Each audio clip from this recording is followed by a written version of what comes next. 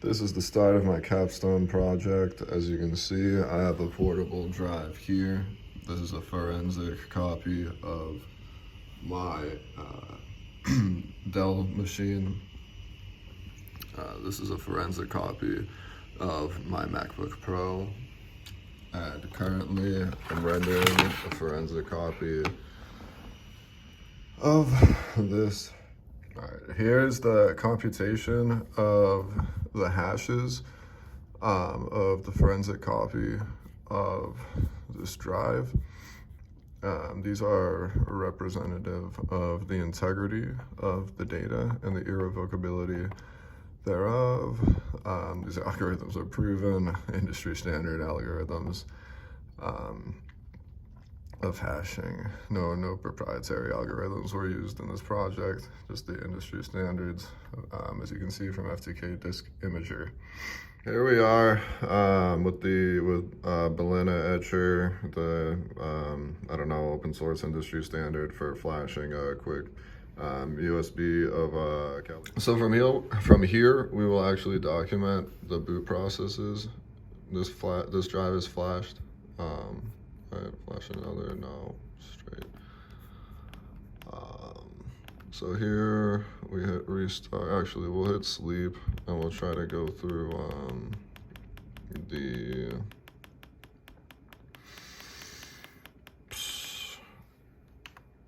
shift restart variant of booting from an external. It didn't work. All right. So.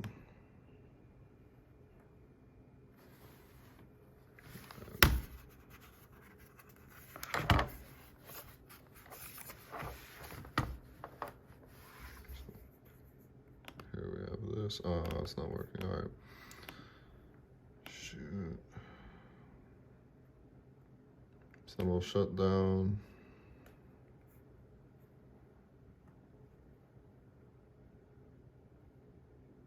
All right. Cool. So we would power on, and hold F12 for boot options. Not booting though.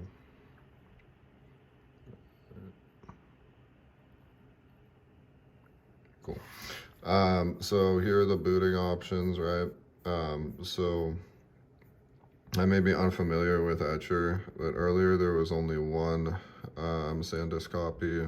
Now somehow there are two. I don't know if this is just a corruption in the software and the app. I may have to reinstall the app or buy a new flash drive. I tried to erase all of the data on the flash drive and it wouldn't work. So scrolling, bam, enter.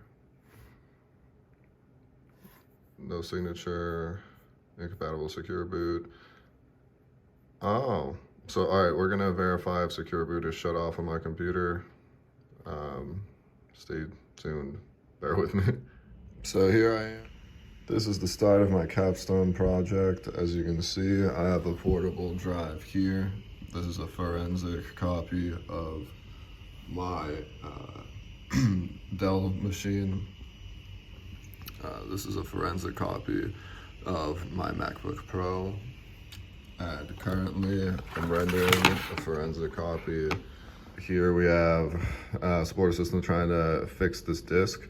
Actually, after carrying over the USB drive from my Mac to this HP Pavilion device, the HP Pavilion device tried to update. This may be in and of itself malware, given this HP device hasn't made a connection. It's been in airplane mode, so this is kind of jarring. So we'll try to pursue this. It might be another attack vector. It's actually interesting to have attack vectors and malware spread in this worm-like manner from one device to another, concurrently with the efforts to eradicate the malware from these devices, or to cleanse these devices of malware. So we'll continue pursuing these novel emerging threats, and yeah, in keeping with this IT Capstone project. All right, so here we've entered boot config through the shift restart, and then going to, I don't know, going to troubleshooting, I think, and then from troubleshooting to, oh God, just some option via troubleshooting. Here we have the boot sequences. UEFI boot. Was the option taken. So then we go to boot sequences. Here we have Windows Boot Manager. Here we have just my Samsung 512 gigabytes. I think this is the backup I made of this drive through Acronis, as far as I'm aware. Acronis stream. We're actually gonna use FTK Disk Imager to make a forensically sound backup with an MD5 and a SHA1 hash. But as of now, I can't disable this. Oh yeah, this doesn't work. So we'll navigate through arrows and all of this to secure boot. All right, so I would assume this is the option prohibiting my SanDisk from booting. So we'll give this a go. Secure boot off. So cool. Apply changes. Yes. We'll apply.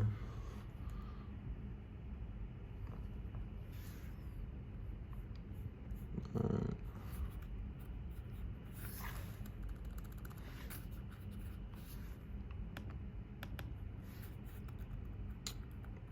Just bear with me.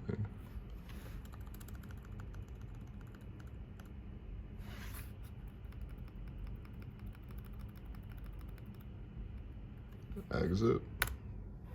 And we'll go from here. So here's the result of Acronis' software. It's advertised as a bootable drive software, but as you can see, this isn't exactly a bootable drive. I'm booting from this portable SSD, courtesy of Samsung. And unfortunately, here we are. See, at home, I can back up the current drive. I can recover my drives. I have this recovery from a moment which looks like a POC, right? From a while ago, for this computer, for this HP Pavilion device. And we may have to recover from this image, given the nature of this software, right? And then make an FTK Disk Imager forensic copy of the drive. So before going through all of this, we're going to back up the current drive there, because this is going to be of use to ascertain pivoting or privilege escalation from the initial POC occurring on the 13th of January. Cool. So, yeah. All right, so after almost an hour-long conversation with Acronis, Acronis' customer support, which is based in another country, outsourced, as are a few of America's stalwarts of industry standard technology. So I mean, nothing against outsources in theory, but these gentlemen, who I would presume are from India, perhaps Pakistan, or one of the surrounding areas, right, have been acting in a manner unprofessional. They have hung up on me. I think 3 times now they've actually hung up on me for no reason. And their software support technician left me on hold almost 20 minutes with no reply. Nothing. Nada. They offered me no support. This is actually a service you requisition, right? So, I don't know, unprofessional, entirely unprofessional. So Acronis wouldn't work from a bootable backup, so we're gonna back up from the actual desktop environment. In theory, to maintain the integrity, 100%, we would back up from a bootable, right? Because then we aren't on the Windows system. In theory, given the nature of this project, it makes the supposition that this is actually a compromised system. In theory, malware could actually tamper with the inaction of the data recovery process. So unfortunately, we don't have these assurances, but given this is a Capstone project, it's not exactly a life or death scenario. So God willing, the integrity of this backup is, I don't know, intact, right? So I'm gonna hit the finish button here. This is just another FTK image we're making of the current image of this computer before we use Acronis to back up, right? Because through this interface, you can only back up to the actual desktop.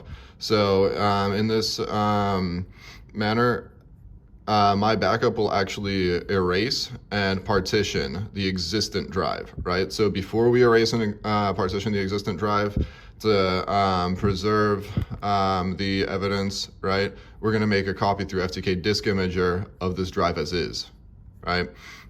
This way we have both the current rendering, and then post this backup, we'll have another rendering, right? And through these mechanisms, we can ascertain whether the POC or the assumption of the POC I made was actually accurate, or if there was a breach of a POC earlier. So here goes nothing. We will continue these discussions soon. Sorry, we're actually gonna export the physical drive, which is the drive internally within this computer, the internal drive of this computer. So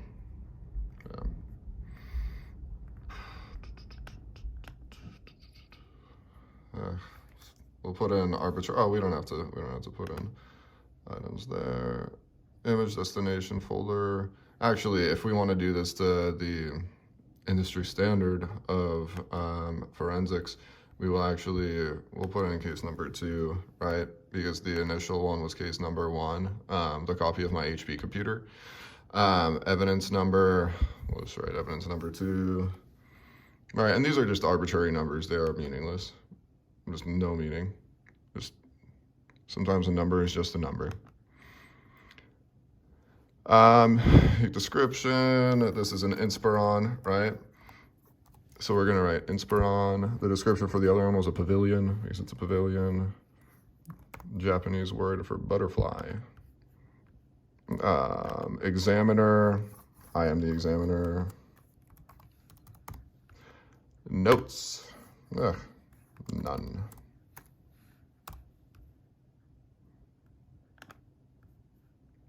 So the image destination folder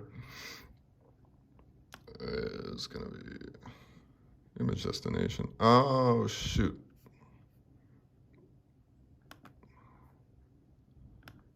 I would assume this is, all right.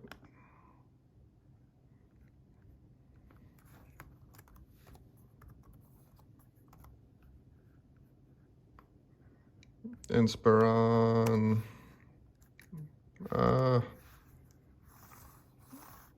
it's today. Inspiron, all right. Feb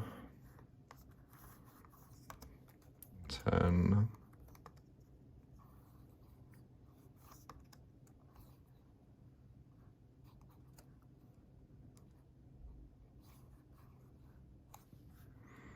The thing is, I don't know if the formatting will actually allow me to input numerical values, so we won't. Cool, and we hit start. Right, so this is gonna take a while, And then by the end of this, we'll actually have hashes, an SHA-1 hash and an MD5 hash to verify the integrity, right? And in theory, the irrevocability of these, just, yeah. I mean, we can't actually verify the integrity with the hash, but we can verify the irrevocability.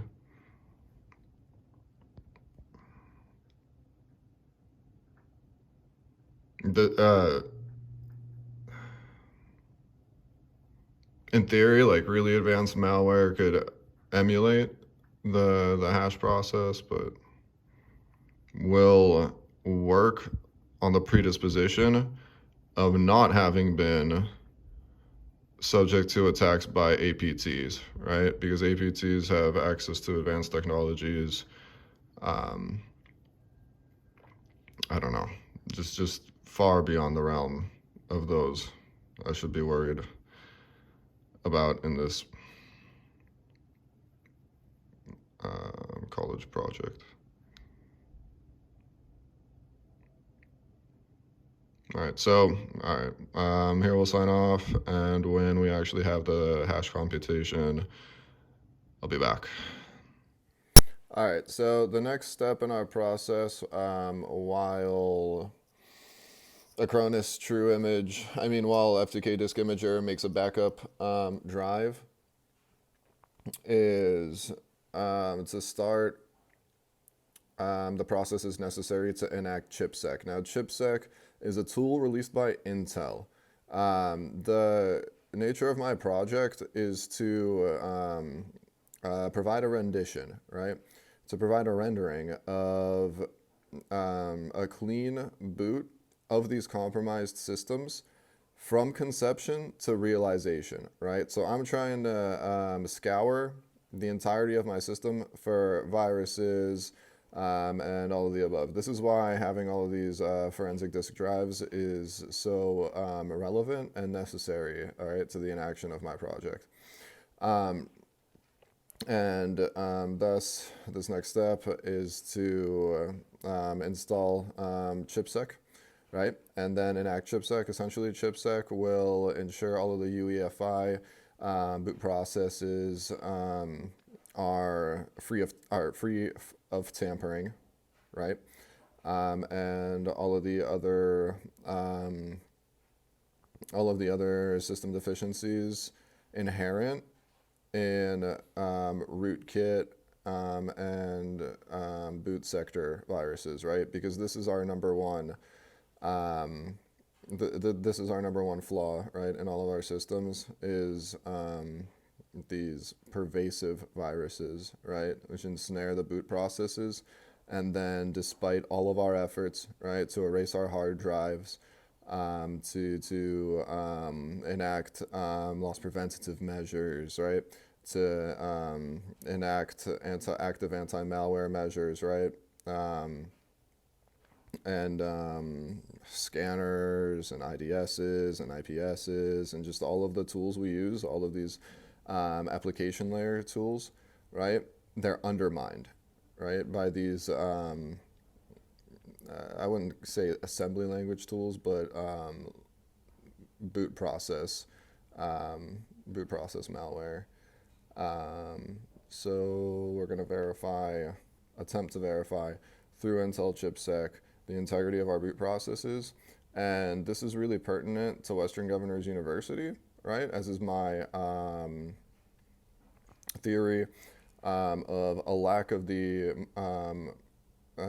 industry standard technology in the course program I am completing with this proposal,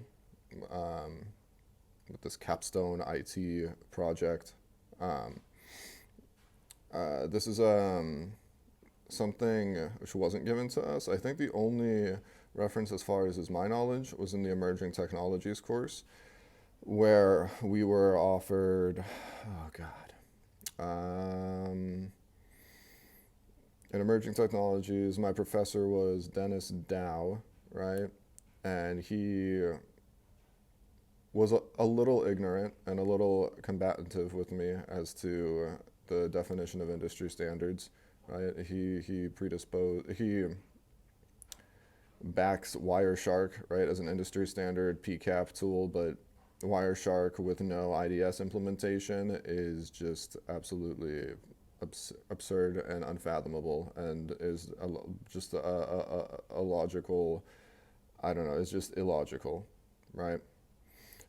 So in this emerging technologies course, I think the closest thing to actual chipsec is UEFI. There's something. Shoot, is UEFI? God, I'll let me sign off and do some research, and I'll definitively answer this.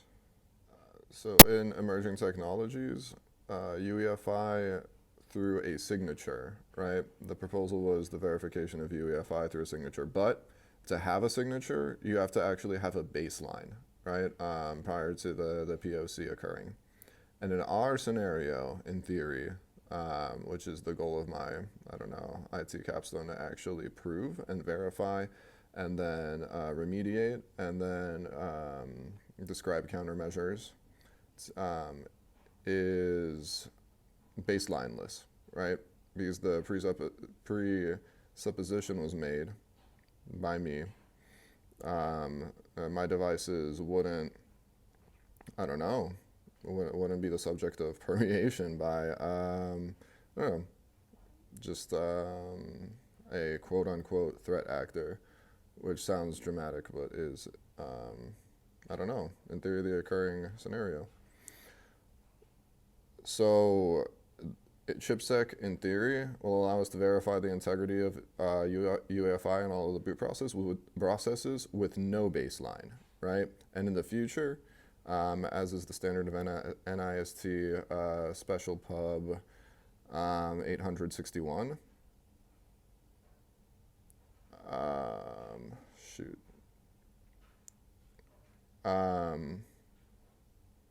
Actually, I'll have to look into the NIST standard. So for the installation and implementation of Intel's chipsec, we're gonna have to actually enable Python. I know Mac comes with a preload of Python, but it's definitely not of the version. Here, I think the newest version is 39.1. So this is they're deprecating support for Python. So we're gonna install Python Windows for Windows API on my Windows machines. We're gonna install setup tools. We're not gonna use the colored console output. I don't know why this is here. I don't know who comes up with. I don't know. Some coders like to use colored consoles, right, for the delineation, or perhaps just internalized. I don't know. Internalized notions of their own, right, to delineate segments of code or certain triggers of code. I don't know. So this is unnecessary for us. Windows Visual Studio, as far as I'm aware, comes on all standard Windows. Genuine standard issues of Windows come with Visual Studio. So this is going to be the predisposition we work on. And Git, the open source distributed version control system, right?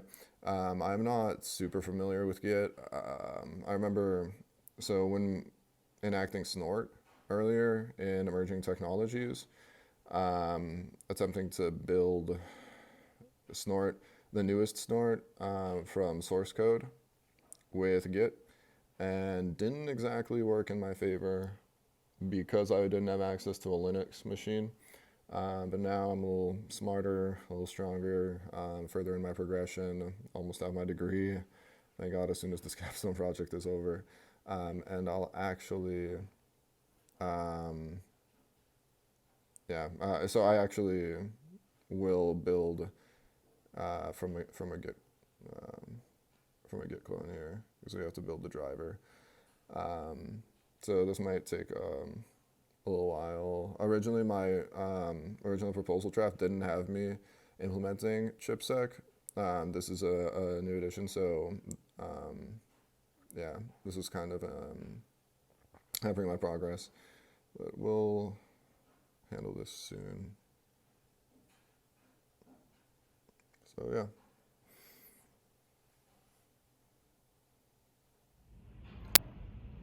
Quick update on the Inspiron machine. We're currently doing the verifying process, and then we'll have this just verifies the integrity of the drive, right? And then we'll have the integrity of the export of the drive, and then we'll have the hash sums, and we'll go from there. Quote unquote in-store product I could find to tackle boot sector viruses. The SanDisk on the left is actually empty. It's an extra SanDisk. The SanDisk in the middle is Kali Linux. The Easy Store has Arsenal's tools as sleuth tools, and as I don't know, just all of the necessary tools kind of to use after or post verification of the actual boot processes of my computer. Shoot. God, this is so much harder than it looks. It's just... All right. This SanDisk is a rendering of a machine I actually bought, an HP Spectre, and then returned to Best Buy because the prices are just exorbitant for a Spectre, and I have a MacBook Pro, which is, I don't know, superior in my opinion to the Spectre, or equivalent in functionality. But it's superior. I would say it's superior because it's a large stationary computer, and the Spectre is this kind of, I don't know, required an entire workstation set up to not look like some, I don't know, fool slouched over, to not look Trumpian. Here we have this Panda Wi-Fi adapter, and we have this Alpha Wireless Wi-Fi adapter. We're not going to really use these super actively, right? Because I don't want to infringe on someone else's cybersecurity infrastructure, given the legal gray area we're kind of, I don't know, faced with. But, you know, if we do come across some bad apples, some threat actors framing, pervading into my infrastructure, we may do the most minimal of confirmation of their existence, right? So this would be, in theory, through just like a pinging or something, right? Ensuring these machines exist. But like I'm saying, I'm not going to breach I'm not going to breach gray areas, right? We're white hats here. We aren't aggressors, right, against someone else's cyber infrastructure. This is inappropriate, has been given to me by Western Governors University, right? The institution of higher learning of which I am a student. So from here, we will start step 3, right? Which is attempting to harden the MacBook Pro of mine to essentially attempt to protect this MacBook Pro from invasion or pervasion of advanced persistent threat actors during the actual examination of other devices, which my Capstone IT proposal presupposes are victim to POCs, right, and have been taken advantage of by an adversarial threat actor, right?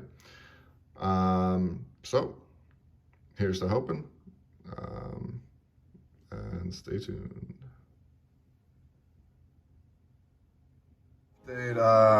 So all of a sudden, I don't know if this is a logic bomb or just faulty programming on the side of FTK disk imagers creators, but all of a sudden FTK disk imager won't boot on my Inspiron. Or it will boot, but it gives me a boot manager missing. This might be due to my own naivete. I mean, I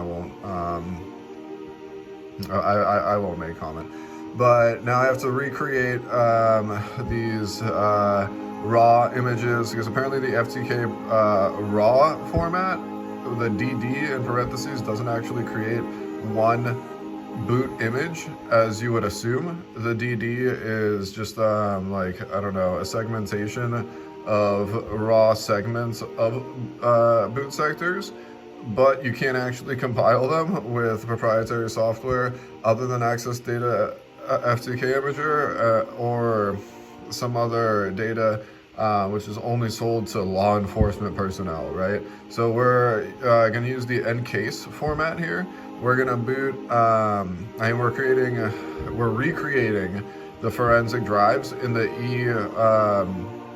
E01 format. And through the E01, and from the E01, we're going to boot into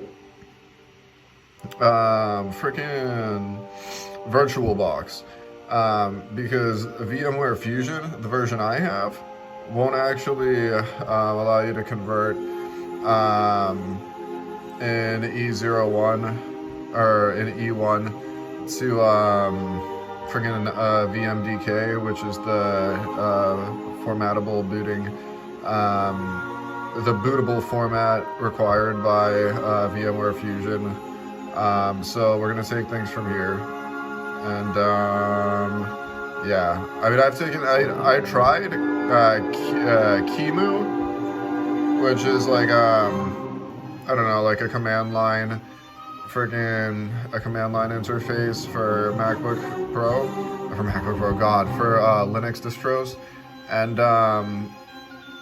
I could convert RAW, which is the format of FTK Imager. I could convert RAW from RAW to VMDK, but due to the segmentation of all of the files, I would have to convert all of the individual 1 through 326 sectors of this boot drive. Well, not sectors, but the segments taking up the sectors by FTK disk imager. So, long story short, we have to remake all of our forensic drives so we can both use them both as forensic drives and as bootable VMware images. Sorry for the music in the background. Alright, so this is where we leave off, and hopefully soon we'll delve into the actual forensics of this project, starting with chipsec. And obviously all of this is done through terminal, right? We use sudo for root access, put in the password, and then just go through all of the steps, right?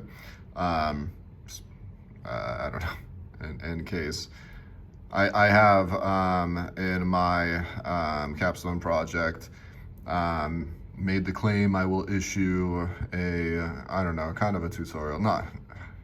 I wouldn't call this a tutorial actually, but an explanation, right, of steps. A tutorial of steps, right? Yeah, so, cool. So this is my toolbox for chipsec for my Windows devices, right? I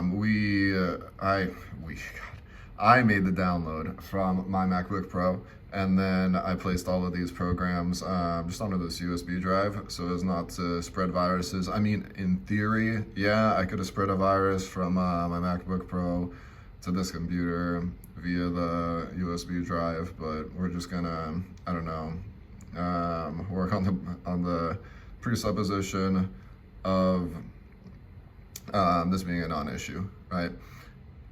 And we have here FTK Disk Imager. So this is the technology given to us by my university, right? And as far as I'm aware, this is an industry staple of digital forensics, right? And this is used within digital forensics. Now, I'm no digital forensics expert, right? I know what's been given to me by my university, but I am making the claim that the university's digital forensics isn't up to the par of modern digital forensics. Now, this is partially I don't know, due to the programs, right? Because this access data FTK imager isn't exactly, I don't know, like the modern standard, in my opinion, or I don't know. This is a comprehensive program, right? But following my from conception to realization paradigm, this doesn't meet all of the needs, or this doesn't meet all of the necessities. So we're gonna hit things from here. Shoot. God damn. All right, step one of chipsec is installing the newest version of Python. So yeah, we would install from command line, but we don't have a Wi-Fi connection because we don't want to affect the actual integrity of this drive, right? Because say there's a logic bomb or something, or say there's a CNC connection, we don't want to actually connect the computer to Wi-Fi because then the CNC controller could trigger, I don't know, mechanisms to delete logs or to delete other necessary quote-unquote evidence for the purpose of this proposal. Cool.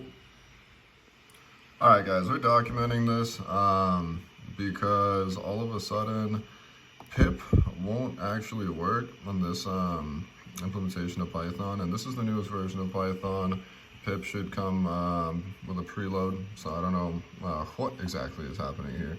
I've tried booting into Python, into the actual console of Python, and into just the command line, right? Both as root, right? And nothing's loading. So now, all of a sudden, when I try to run Python, right, and I hit repair, oh, well, all right. So I didn't document this earlier because I made the assumption, right, the repair function would actually work. But one of the components of Python wouldn't repair, and it says there's an actual error, right? And a system reboot is necessary. But this is really weird because in the initial actual installation, the installation went through and Python would boot. Now all of a sudden Python isn't booting, so we'll hit these X's, we'll reboot the computer, we'll try to repair Python, and we'll go from here. Alright, so the repair went through, and looks like we're good to go, so we're going to try and load up chipsec.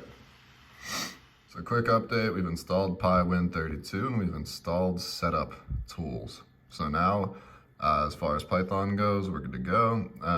We have the GitHub repository. We'll build the drivers, and when we've built the drivers, chipsec should be good to go. So this will verify the integrity of our UEFI boot processes and look for boot sector vulnerabilities taken advantage of. All right, you guys, so unfortunately, I had to connect one of my, I would say, quote-unquote compromised machines to the World Wide Web because the installation of chipsec necessitates Virtual Studio. And Virtual Studio, because of Microsoft and Bill Gates and, you know, all of the negative associations of their company, has kind of led me astray, almost like a lamb to the slaughter, right? Because you can't actually install Visual Studio from the executable, right? You have to have a connection to a wireless domain. And because of this connection to the wireless domain, looking back, I should have made a partition, a clean install of Windows, right, and done chipsec from there. But now, as you can see, my computer is frozen. All of this is frozen. Obviously, connecting to the web wasn't the smartest move of mine. Literally, all of this is frozen. So Now we have no virtual studio. I was capturing with Wireshark. Now this Wireshark capture is useless, right? So if there are IOCs, or if there are actually, I don't know how I would describe it, rogue connections to my computer, my router, I can't verify this because all of the log files are going to be corrupt. Well, the log files aren't going to be corrupt, but there won't be a PCAP log existent, right? Given so my computer is frozen in entirety. So I don't know if this is a result of a logic bomb or just corrupt code, right? But yeah, luckily we have a backup of this drive, right? So we'll document this, right? Then we'll boot from the backup and we'll take things from there. It's a shame, you know, but hey, we know from our experience in digital forensics and emerging technologies in IT that, you know, threat actors bite back, right? And they use mechanisms to cover up their attempts to illegitimately penetrate legitimate infrastructure, right? So, yeah. So we're gonna retry this process again soon. So alright, so I've done the booting and the computer's back up. Now look at this. Earlier we were at 5 megabytes a second. Now look at this, 4 megabytes a second. This is from the nation's leading provider of fiber optic data connections. Now this is just absolutely absurd, right? We're gonna have to, like, I don't know, log a complaint with these individuals because this is just unfathomable. It's illogical, right? Yeah, so here's to hoping we don't actually have, I don't know, another crash.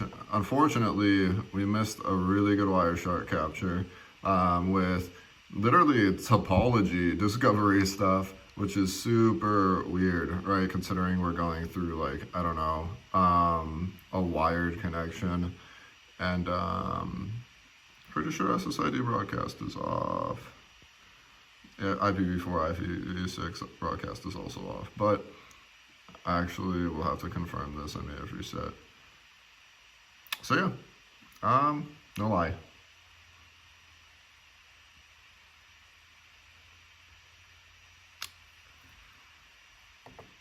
I'll be back soon.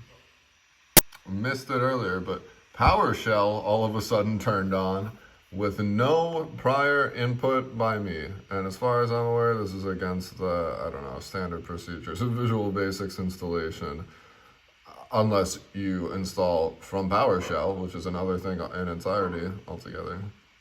But yeah, so obviously this computer is SHIT. We're gonna fix this. We have a backup. And we're just gonna keep observing this because this is really something special.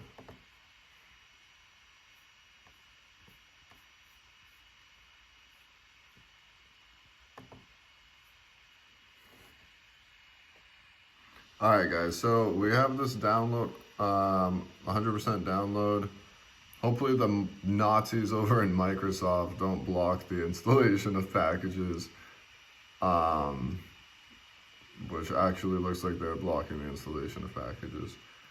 Which, given we have a download of all of the, I don't know, of all of the necessary components to install from, we shouldn't have to have a wired connection, a data connection.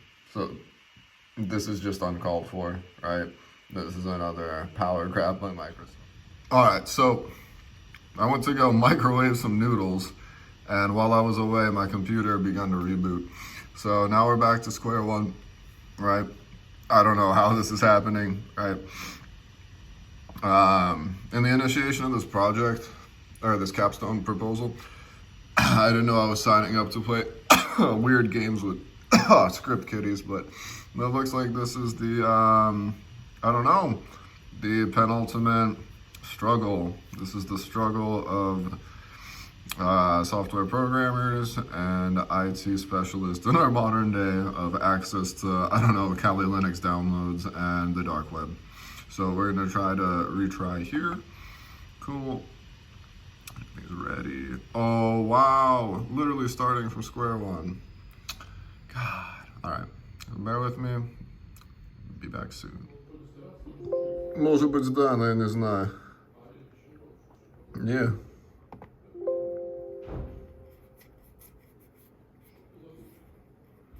Що-то там. Here we are trying to move a Cronus True image from a USB drive, from a MacBook Pro onto a USB drive. And look at this. Literally stalled at 10 seconds. This is an obvious indicator of malware, you know. But all right, we'll go into this later in the conclusion of my proposal. Obviously, my system is rife with malware. I most likely have carried over malware from this USB dongle freaking drive I'm using to carry over downloadable objects from this MacBook Pro to this HP Pavilion, right? Trying not to spread viruses while we enact our viral preventative measures. But no promises can be made, right? Because, oh, this was an accident. All right. So we're going to keep going from here. And, God. All right.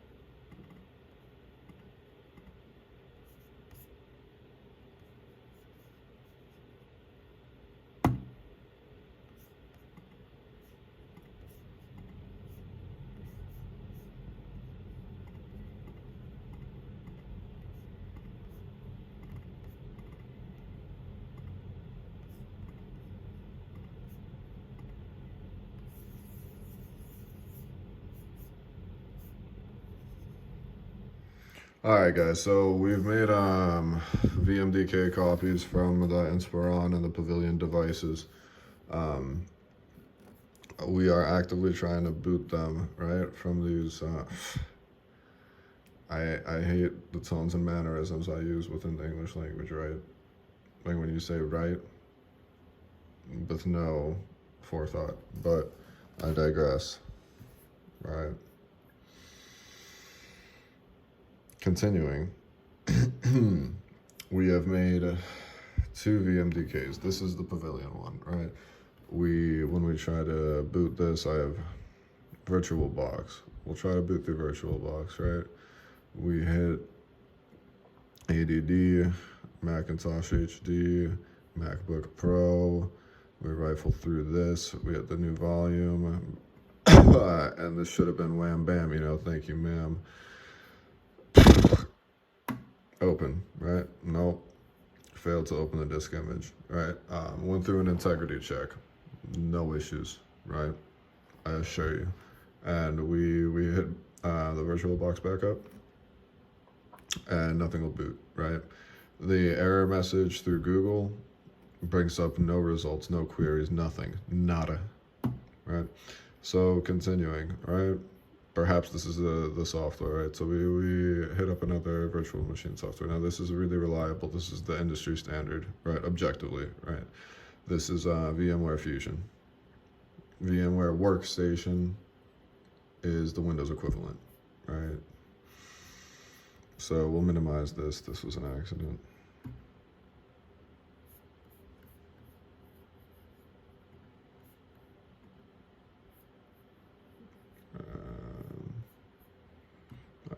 malware fusion, new. Yeah, so we'll go into our archives here, right? This is how we frame VM.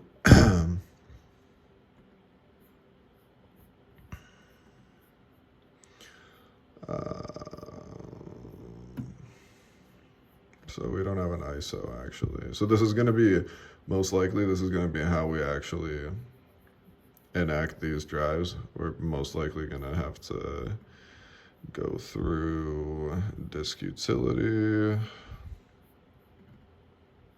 We're going to actually make an image. But here we're going to verify how this is broken, how the Paragon is broken, right? So new volume, job, oh, the VMDK doesn't load like this, so cancel.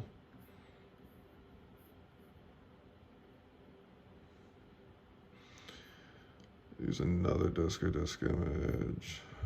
Oh, God. Freaking, I'm gonna start wearing electromagnetic grounding. This freaking, God. All of these computers are causing quite a bit of static electricity, right?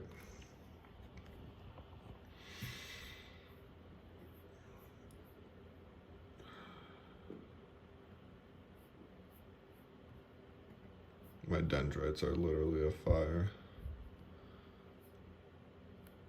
So we'll continue. Oh yeah, here's another one. So we have VD Mountain. This is from Paragon, right? So this is actually a Paragon VMDK, and we're using Paragon's proprietary software to mount VMDK for a VM. Nope. Another error.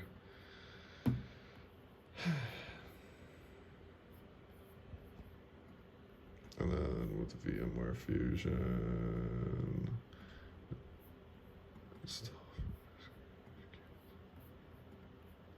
New, right, so this is a new VM. We're gonna,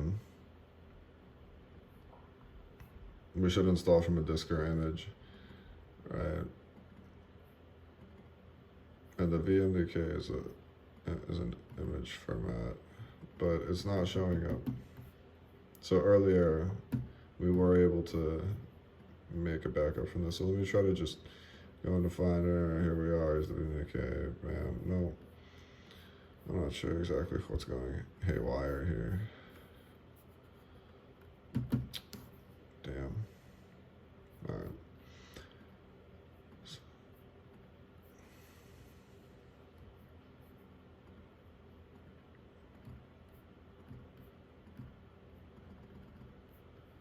Alright, that's weird. So this is actually in the gray area. I'm going to try and rifle through the options. There was something I hit earlier. So this isn't the proper way to load a VMDK, but the VMDK is loadable into the VMware. I actually made two different images, but an EFI wouldn't boot through them. I mean, the EFI would boot, but it wouldn't recognize an actual operating system. So we're most likely going to have to make images of these drives from the backups we've made. This necessitates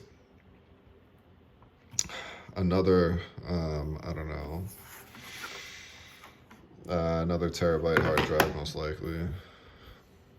I might try to salvage some and partition my drives.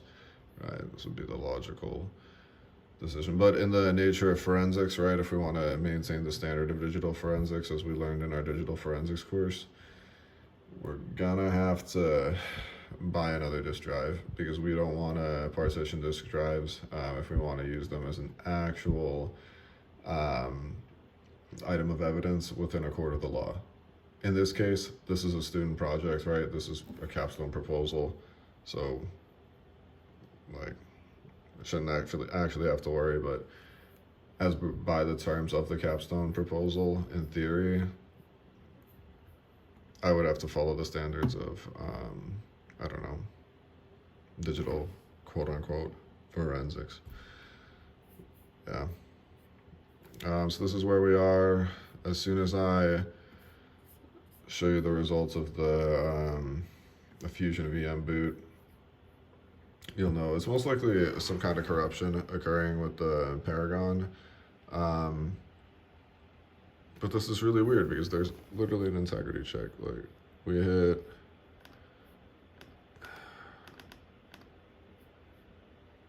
No.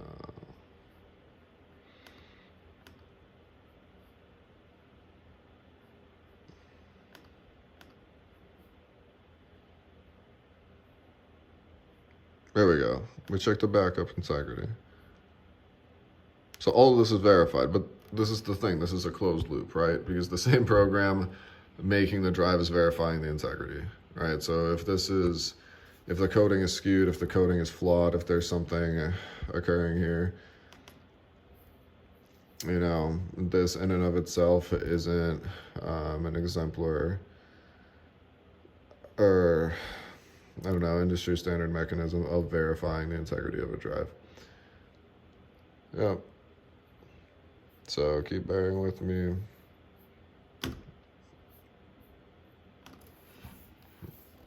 And pretty soon we'll upload the final part of this proposal, which is necessary for my attention of a cybersecurity information and assurance degree. All right, so this is the option of VMware Fusion. It took me a little while. It's kind of late, you know. Kind of late tonight. So we hit this, right? We're not gonna make a copy. Look at this. We don't have this is a 1 terabyte drive, right? All of my external drives are 1 terabyte. It's unrealistic.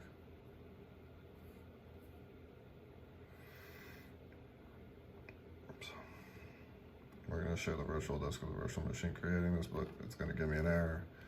So we're currently on OS Catalina, I don't know. Right, so this is self-explanatory. We're using the existing virtual disk.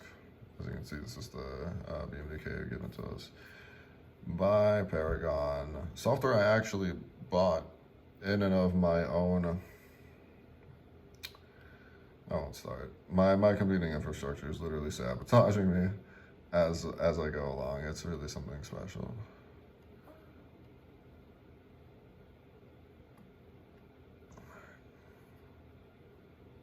Customize. So this is the thing.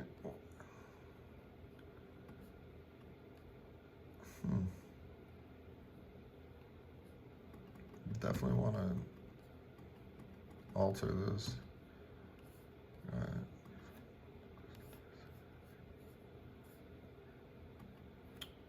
All right. It's weird. And in theory, we can. We're gonna try to boot this with a lower sum of RAM, which is really weird. This is really weird. Why can't I up the RAM? Right? It's nothing. There's no option. See, this is I don't like VMware Fusion because, as you can see, the VMware guys, they made all of their stuff for Microsoft OSs. And VMware is kind of lacking. Like, this is like a bare bones rendering. Right, so save. Read only. Why is this read only?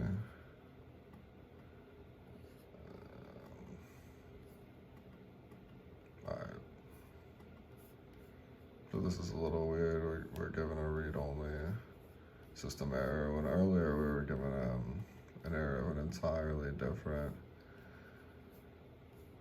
nature.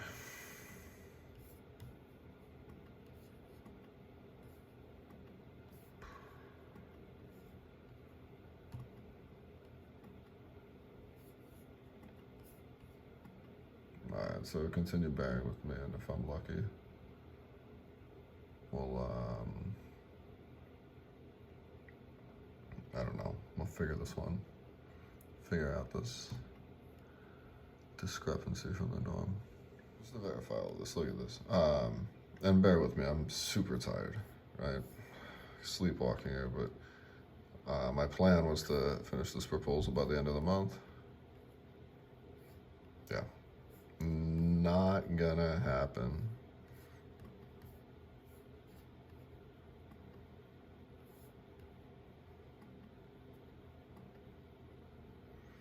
All right, so we chose OSX 1015. We had about this Mac. Wham bam, thank you, ma'am. 10:15:30 3. We should update to Big Sur, but I'm trying to run chipsec before the actual update just to maintain the integrity of our cyber and forensic infrastructure. I do have a backup, actually. Here's a properly labeled backup of my MacBook. In worst case, we're gonna, work off of this. But the backup of the MacBook doesn't have the UEFI boot processes. It doesn't have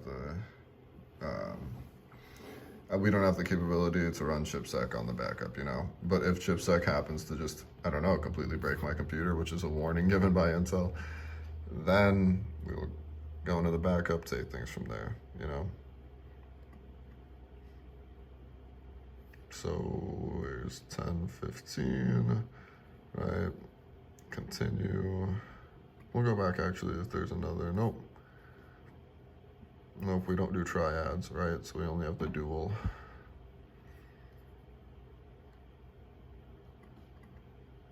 Nope. Go back. Gonna use an existing virtual disk, right? The existing virtual disk is this, not this.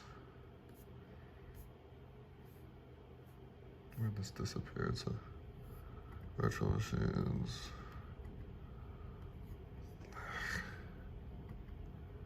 I literally hate this. There we are. All right. So this is the copy.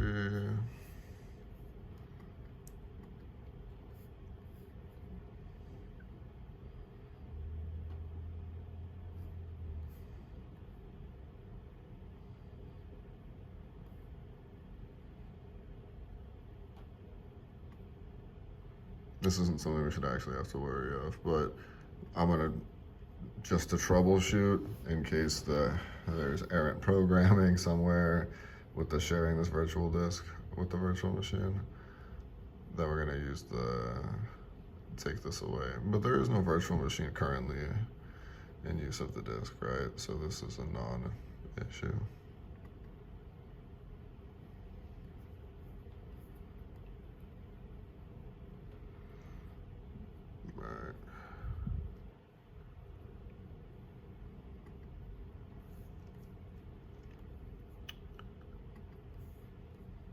There we have the item in Finder. Right.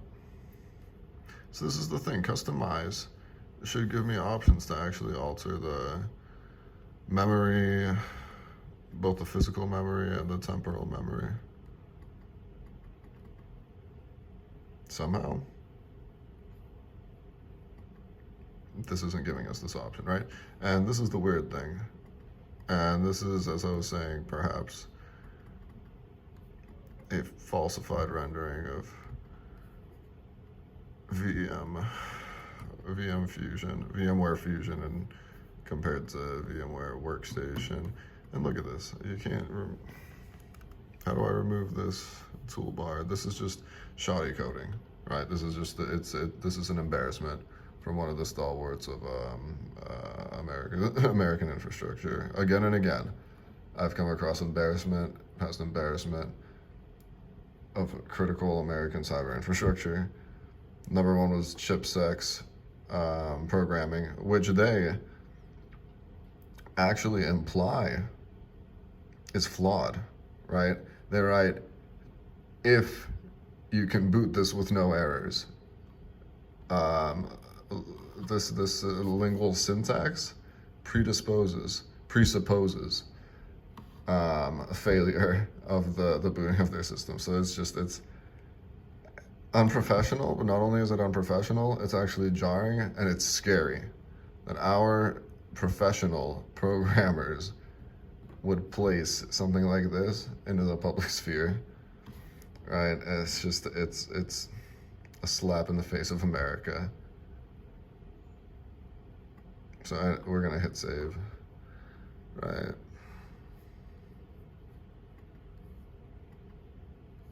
Read-only file system. So we're gonna look into the permissions, I guess, of this VMDK and of the file system. But this isn't the error we were given earlier. So this is the thing drawing me back. So I'm gonna try to rifle through all of VMware again, and we'll hit things from here. All right, so quick update. Post Googling. Hate Google.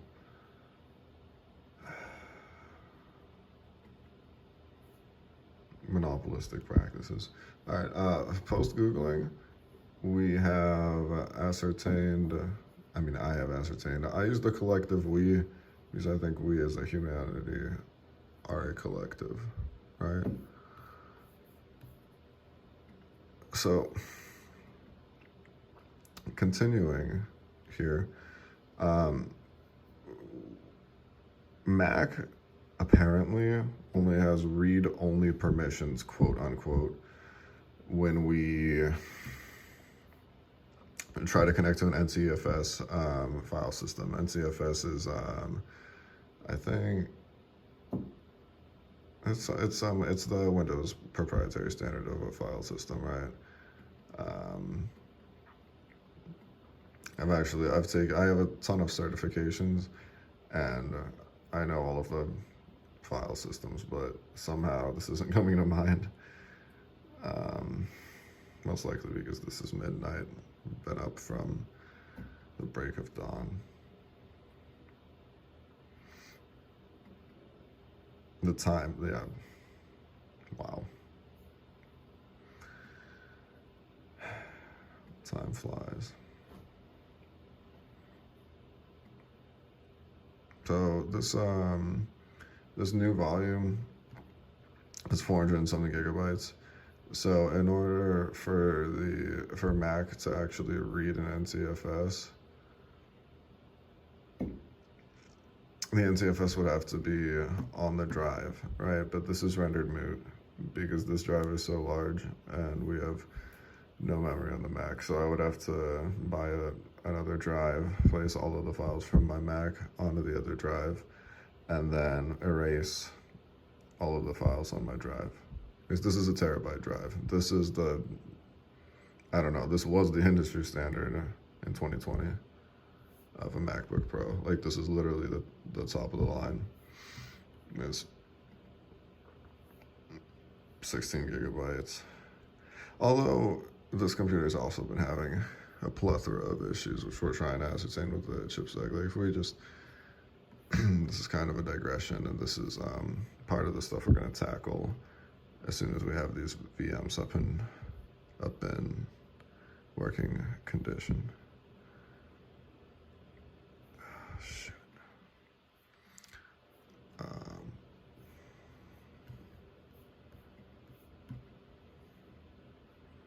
So if we simply go to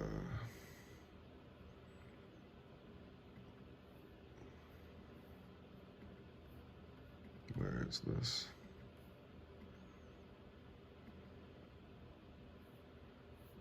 Activity monitor. I'm also used to Windows, as is most of the programming community, right? Because the new Mac OS has been, released from 2008, essentially.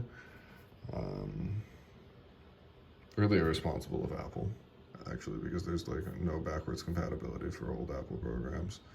But I think this was likely done purposefully.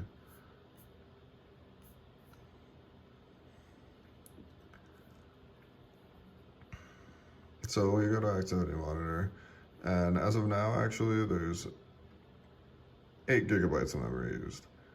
So this is absurd. To me, this is an absurdity, right? Because on this computer, we couldn't actually activate this amount of memory.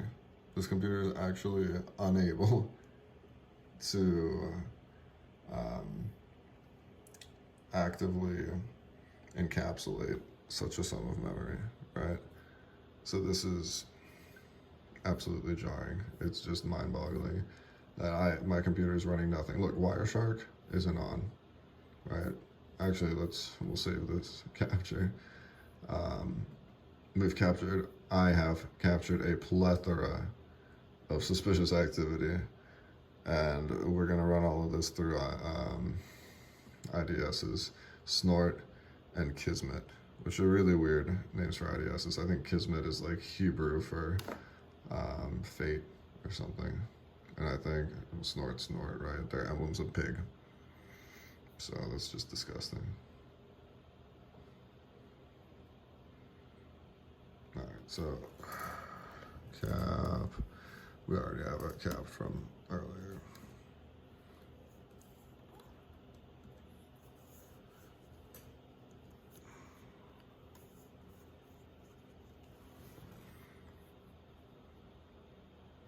So this is how we frame our ongoing cyber sec efforts.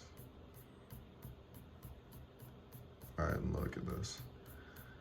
This is why I bought this MacBook, right, for the 16 gigabytes of RAM, so just instantly filter through all this. And my goal was to have an active intrusion detection system, and to process all of the traffic through here. You have to have like a real processor, but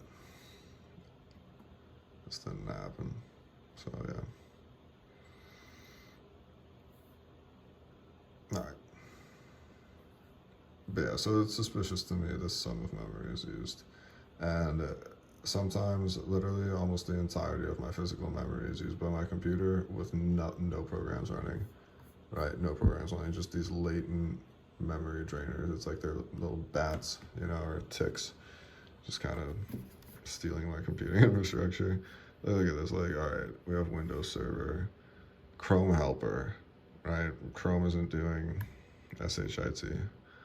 All right, VMware Fusion, which is an actual program we actually have up and running, and then all of these. And when we have a connection, right, online, it's just we have services disappearing and appearing rapidly, right, like over thousands of them.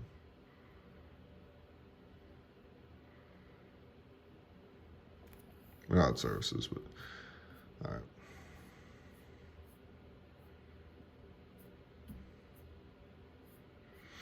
And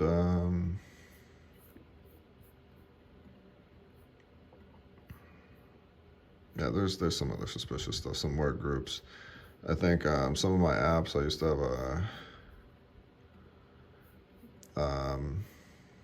so I've noticed a lot of app producers now come from Shenzhen, China, which is actually the birthplace of Huawei, right? One of the world's stalwarts of mobile device technology.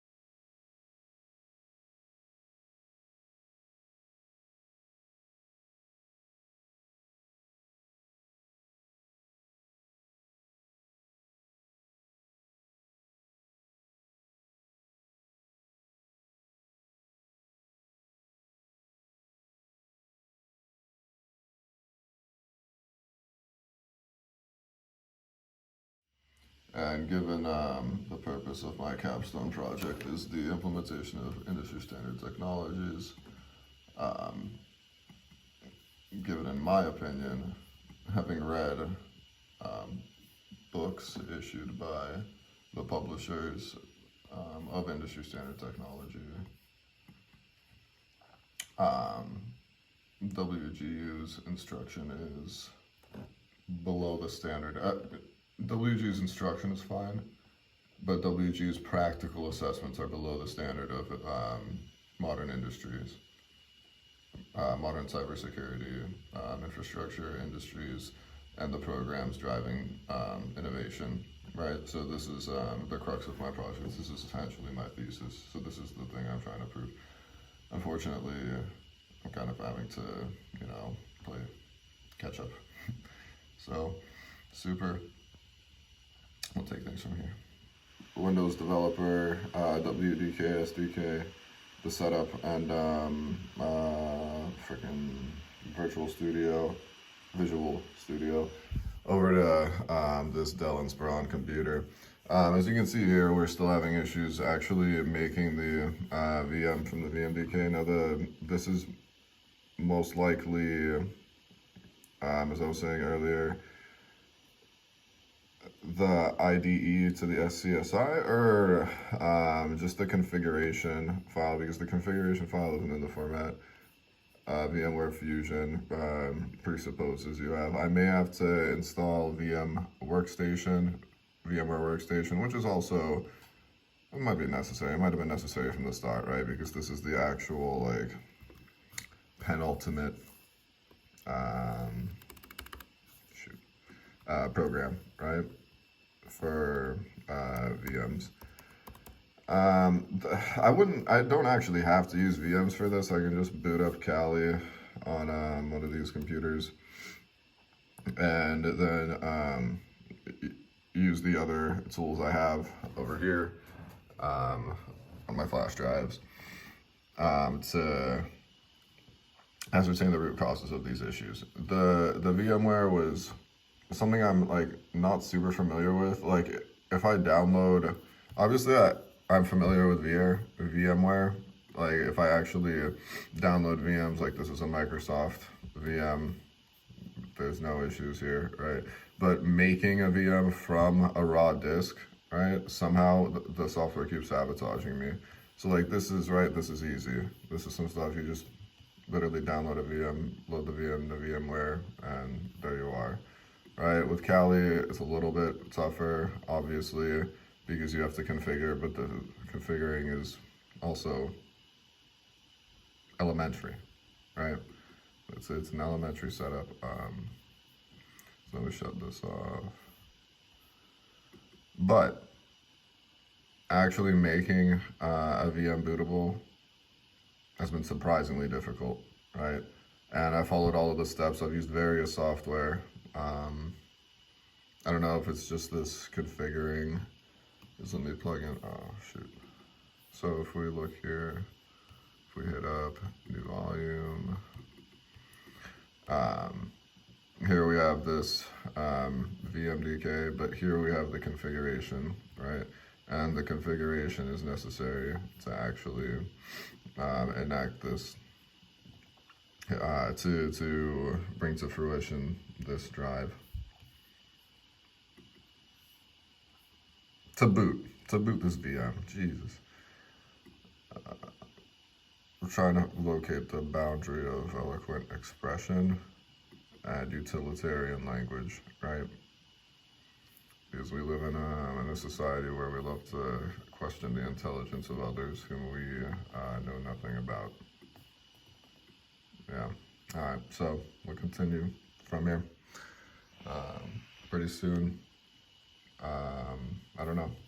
This is our timeline, actually. This is my timeline.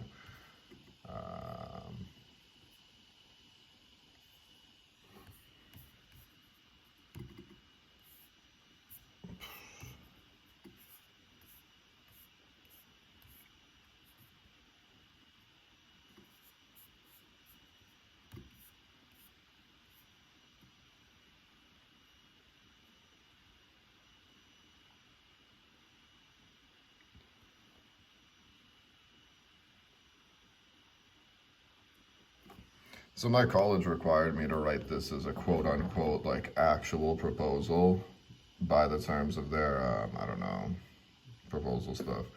I don't like this. I don't like this course mentor. There's this Candace Allen, but I mean, she does what she can. Like, look at this stuff, right?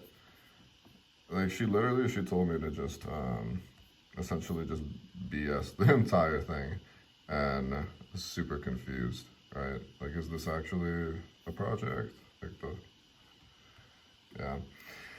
yeah. So aside from like the trivialities of my college, right? I'm good. I don't know what she's referring to. Oh, she is an instructor of these courses. Yeah. So I almost have my degree, which is pretty cool.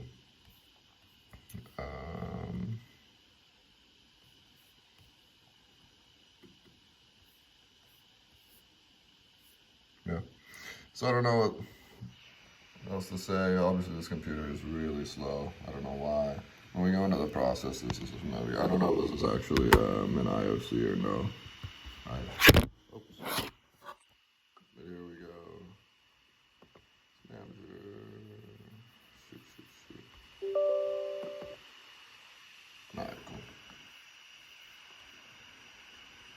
As you can see, alright, the CPU usage isn't like through the roof, but sometimes literally the CPU usage, as is the case on my MacBook Pro, is like 100%, and I don't have stuff running, you know.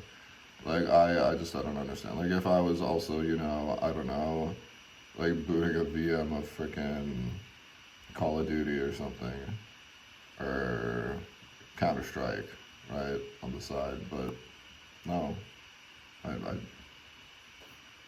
so yeah, right now this is normal. Like this is just normal behavior. I don't know why the anti-malware service executable is taking up such a large sum of my CPU though, right? Because number one, McAfee is my antivirus, right? It's my antiviral. So Microsoft Defender shouldn't actually be doing something, right? Like I didn't activate Microsoft Defender. I didn't activate Microsoft Defender Firewall, as is the actual instruction of Microsoft running dual antiviral programs simultaneously hinders the functionality of both of those programs and can actually, I don't know, worsen the baseline hardening, worsen the active protection systems you have put in place. So yeah. Haven't gotten somewhere, but we're trying. So bear with me. All right, so this is the means through which literally I've been buying just hardware, post hardware. But the good thing is we have this